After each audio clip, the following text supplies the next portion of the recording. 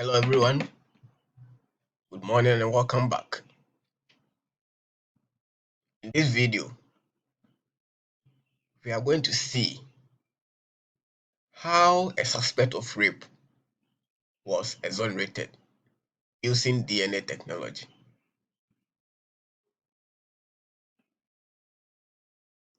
And this is a real life story. It is something that really happened. And this is how the police went about with their investigation to exonerate this rape suspect.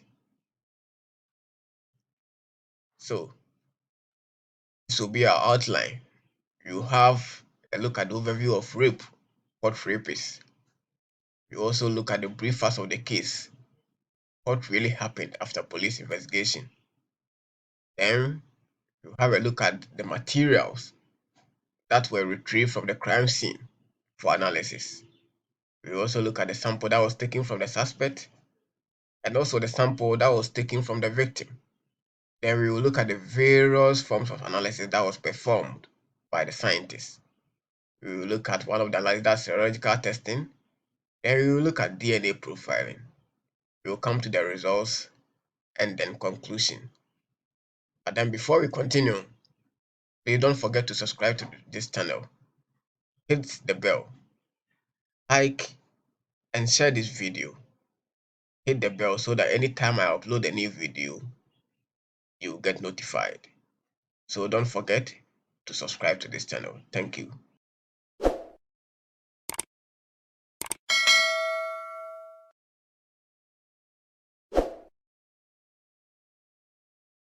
So let's move on. So overview. What is rape? We define it as an unlawful sexual activity, most often involving sexual intercourse against the will of the victim, through force or the threat of force, or with an individual who is incapable of giving legal consent because of either mental illness, mental deficiency, intoxication, unconsciousness, or deception. In many jurisdictions, the crime of rape has been subsumed under that of sexual assault.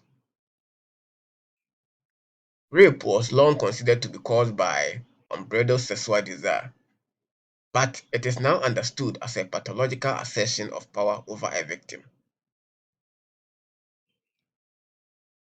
Although rape can occur in same-sex intercourse, it is most often committed by a male against a female. In 2012, the US Department of Justice adopted a new definition of rape to be used in the FBI's Uniform Crime Reporting Program that better reflected state criminal codes and the experiences of rape victims. Now, by that definition, rape is the penetration, no matter how slight, of the vagina or anus with any body part or object, or oral penetration by a sex organ of another person without the consent of the victim. Rape is a serious crime and is treated as a felony in most countries with common law systems. In many rape trials, the guilt or innocence of the accused hinges on whether or not the victim consented to sexual intercourse. The determination of consent often can lead to distressing cross-examinations of rape victims in court.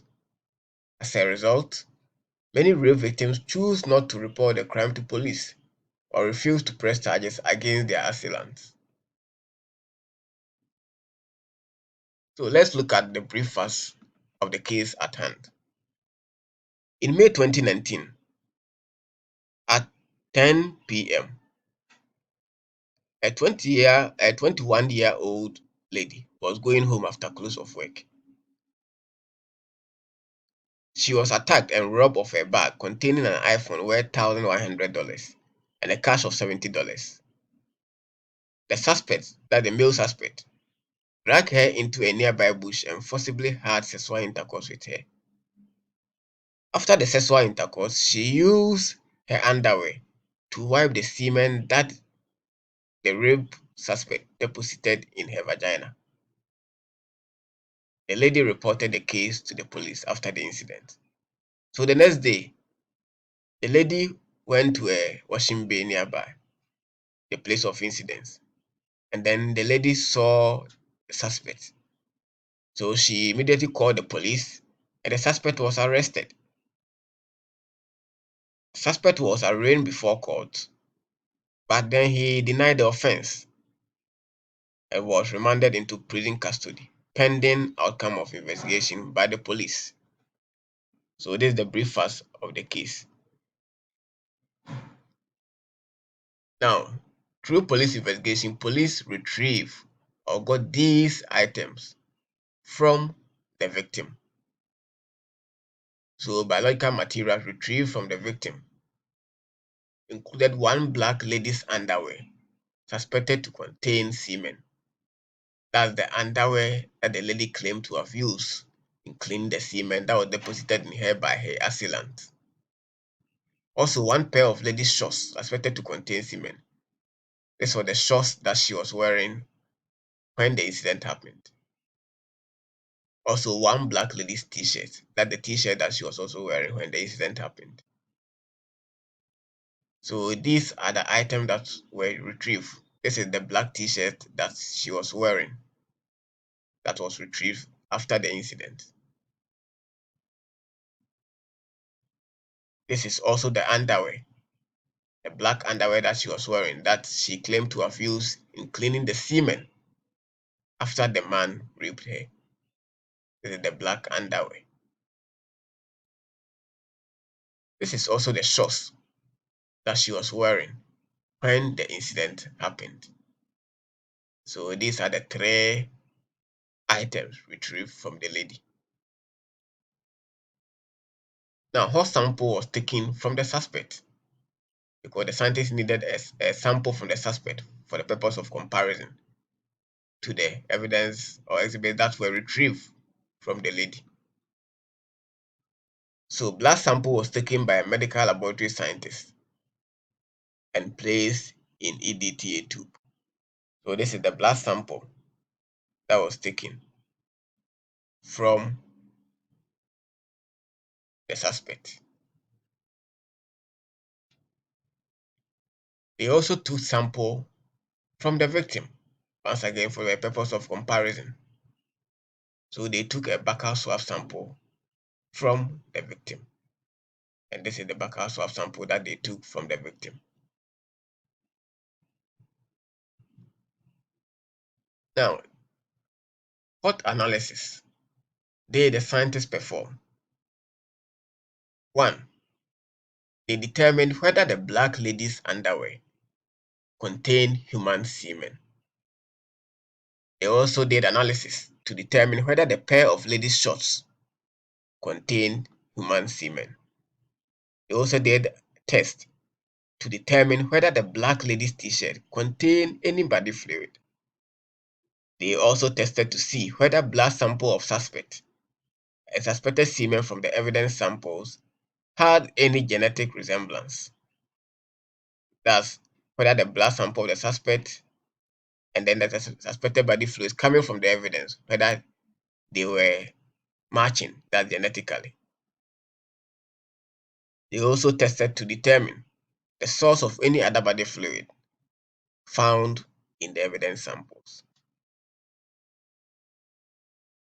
So these are the various tests that the investigators wanted to know. And these tests were proposed to the laboratory scientists. So first of all, the scientists did something called serological test. Now in forensic science, serology is the analysis of body fluids.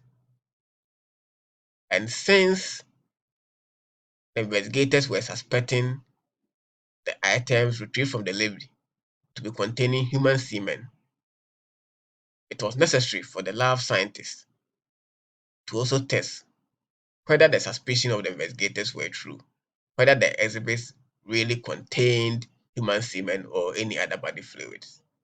So that's the first part of the analysis called serological testing. Now, some of the stains were hidden So in forensic testing or forensic DNA and serology, when you have some stains hidden, you can use something called alternate light source to visualize these hidden stains so that you can cut those portions of the clothing or any material that contains this stain and use it for analysis. So they use this alternate light source for the hidden stains, especially in the black ladies' underwear and the black t-shirt. Then they conducted a positive and negative control. Before serological testing, or even in most scientific or any scientific test, you need to have something called controls. Controls in serological testing will tell you whether the kit that you are going to use is working to perfection. So that's the purpose of serological control. And it will also tell you whether your kit is detecting the body fluid of interest.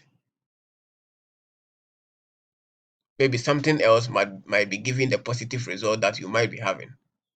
So it is necessary that before you test the evidence or the exhibit sample from the crime scene, you do this positive and negative controls. So after the positive and negative controls, then they went on to test for the presence of human semen in the exhibits. So they used the PSA test, that's the prostate specific antigen test. And this antigen is produced by the prostate gland. So it is often used to test for the presence of human semen in a forensic lab. So this is the alternate light source. If you've watched CSI before, you see this form of light. Once you apply it to your hidden stain, that particular place will glow and emit light so that you cut that portion for your analysis.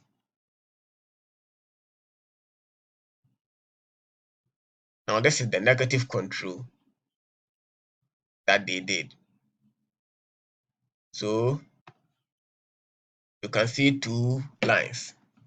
This is the control line, and this second line is called an internal standard line, and this is the test line.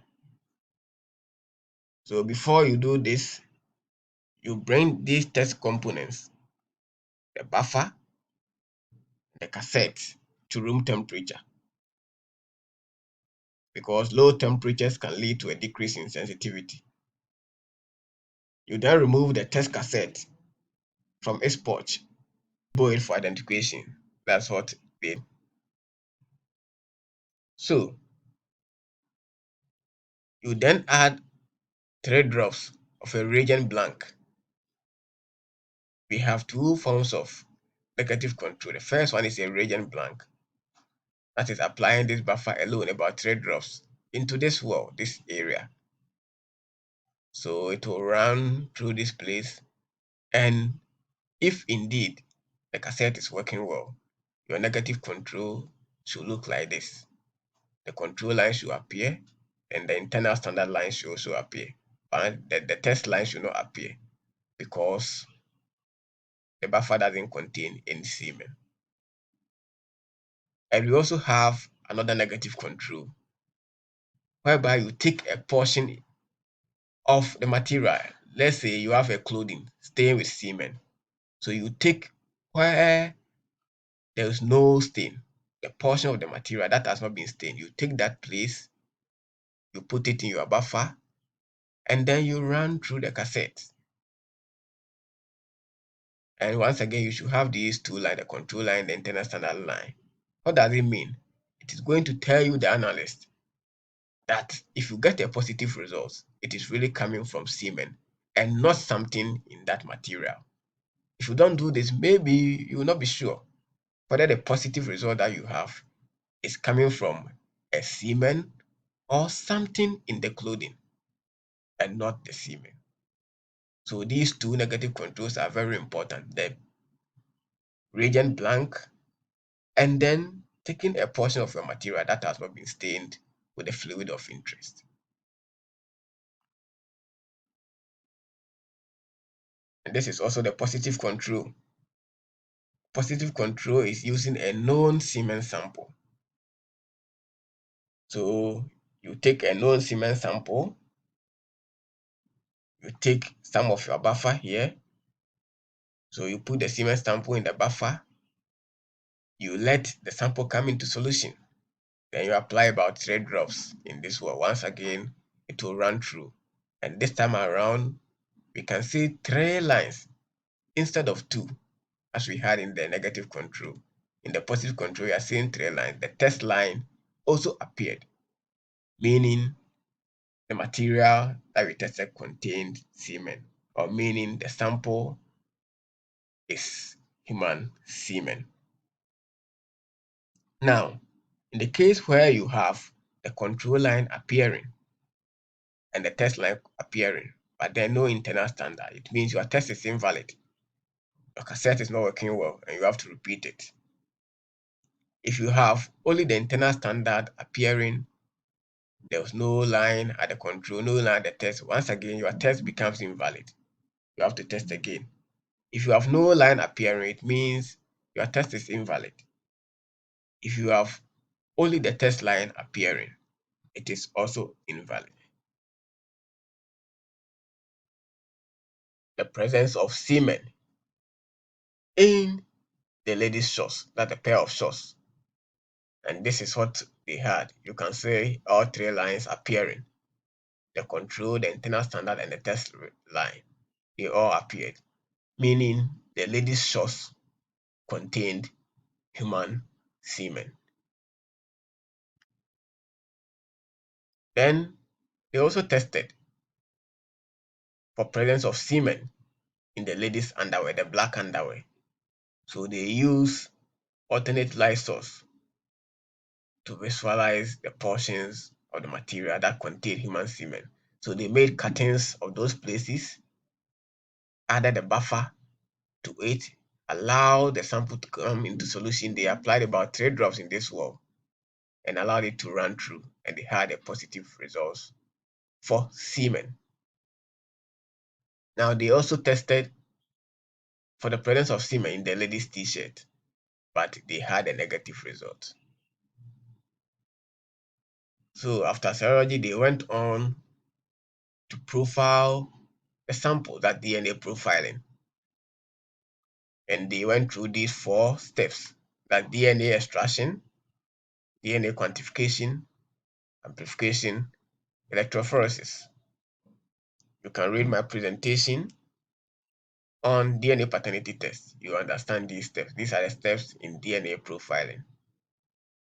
So they made cuttings of stains in the black lady's underwear, the pair of ladies' shorts, and also they made cuttings that from the neck region of the black lady's t-shirt. And they also extracted DNA from the buccal swab of the victim and also the blood of the suspects. So they extracted DNA from these items: 1, 2, 3, 4, and 5. After that, they quantitated to know the amount of DNA they had, and they had good amount of DNA. So they amplified the target region, that PCR, alongside controls.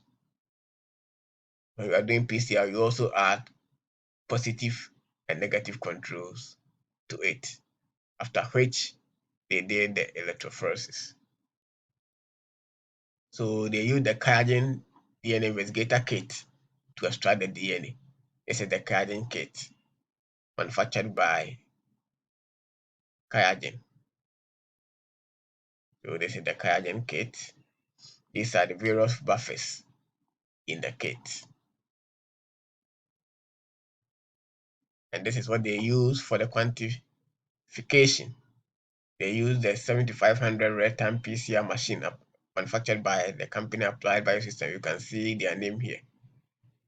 Then this is the kit that they use. They use the quantified trio DNA quantification kit. And this is how they did the PCR. They use the 9700 genome PCR system. for the PCR, and they use the global filer PCR amplification kit, which has 24 loci. And they also use the 3500 genetic analyzer, once again from Applied Biosystems, for the electrophoresis. So, what results did they obtain? 1. The stains were observed in the black lady's underwear after using alternate light source. So after using the alternate light source in the black lady's underwear, they observed stains. Stains were also observed in the pair of ladies' shorts. After physical examination, the stains were visible to the naked eye, to the human eye, so there was no need for them to use the alternate light source. Then stains were also observed in the black lady's t-shirt after using alternate light source. Now, so they use these stains for the serological testing. So observed stains in the black lady's underwear tested positive for human semen. It means the stains in the black lady's underwear were human semen. They also observed stains in the pair of ladies' shorts, and these stains also tested positive for human semen. Meaning these stains were also human semen. Then the observed stains in the black lady's t-shirt tested negative for human semen. Meaning these stains were not human semen. Now, after DNA profiling, the stains in the lady's underwear gave a mixed DNA profile comprising a minor and major contributor. It means the stain that tested positive for human semen also contain other stain or other body fluid. These items were worn by the lady, so it is understandable that sweat or any body fluid from the lady also came into contact with the semen deposited in her by the assailant. That is why they had this mixed DNA profile from two people. So, the minor contributor, after observing, came from the lady, and the major contributor came from a male. Stains in the pair of ladies' shorts also gave a mixed DNA profile, comprising a minor and major contributor. Once again, the minor contributor was the lady, and the major contributor was her assailant. These major and minor contributors were deduced after looking at the DNA profiles. If you look at the DNA profile, that is when you can deduce a minor and major contributor. Now, stains in the black lady's t-shirt gave a female DNA profile. If you remember, those stains didn't test positive for semen. They were negative for human semen. But then they generated a full female DNA profile, which was consistent with the victim's profile. Meaning they might be sweat that came from the lady because she was wearing the t-shirt. And it means the t-shirt wasn't stained with human semen. Now, blood of suspect gave a male DNA profile, and also backups of the victim gave a female DNA profile.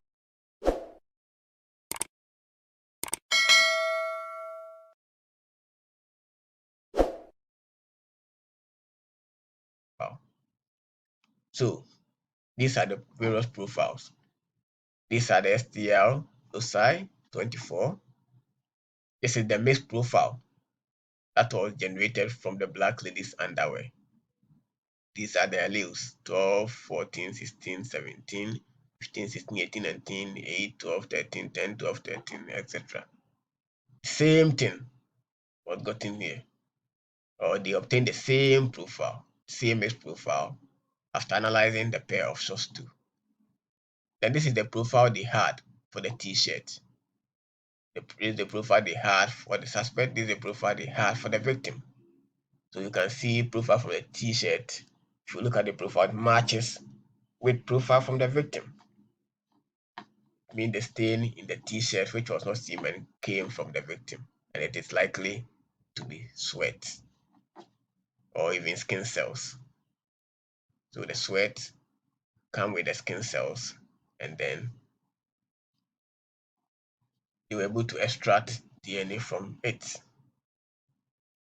So after deducing the minor contributor from it, which I said the minor contributor's profile was consistent with that of the victim. This was the remaining profile from the mixed profile. So the lady's profile over here, you can see that 14, 17, 14, 17 means the 12 and 16 should be coming from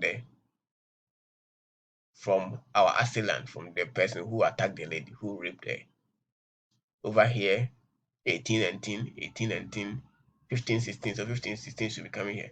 Then after looking at the profile, the raw profile, they were able to deduce the rest. So this is the profile that they had for the man who raped the lady. And if you compare to the profile of the suspect, they do not match. The suspect has 15, 17 here. The person who raped the lady or the source of the semen had 12, 16. The suspect has 15, 17 again. The person has 15, 16, 10, 12, 8, 12. It means this particular suspect that we have isn't the person who committed the act. They were not matching. But in forensic science, they will not say he didn't commit the act. What they will write is the profile from the suspect didn't match that of didn't match that of the unknown man or the unknown perpetrator. It is up to the court to decide whether he is guilty or not. Forensic scientists do not decide who is guilty and who is not guilty. Forensic scientists, the statement they can make is this exhibit matches with the suspect, or the exhibit or the evidence doesn't match with that of the suspect. They cannot say whether he is guilty or not.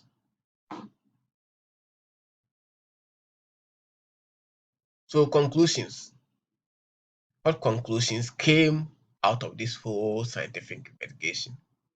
One, they concluded that the black lady's underwear indeed contained human semen.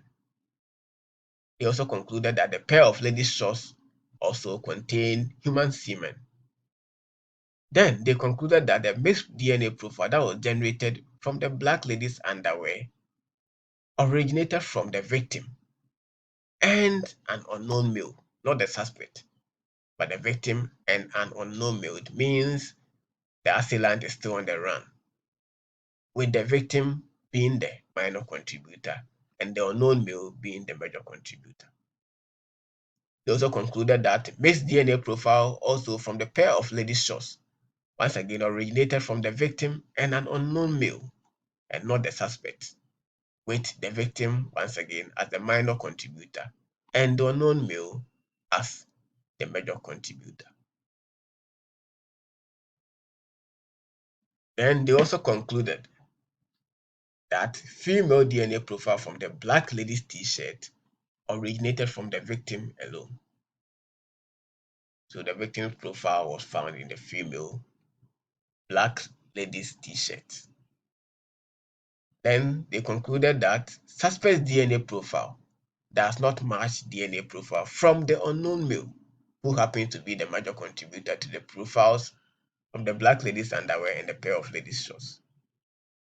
Also, suspect did not contribute. That's the meaning. Suspect did not contribute to the mixed DNA profiles from the black lady's underwear and a pair of ladies' shorts. So, once again, don't forget to subscribe to my channel, like this video, watch other videos, comment on this video, leave any question that you have in the comment section, and also share the video for me. Thank you very much. And thanks for watching.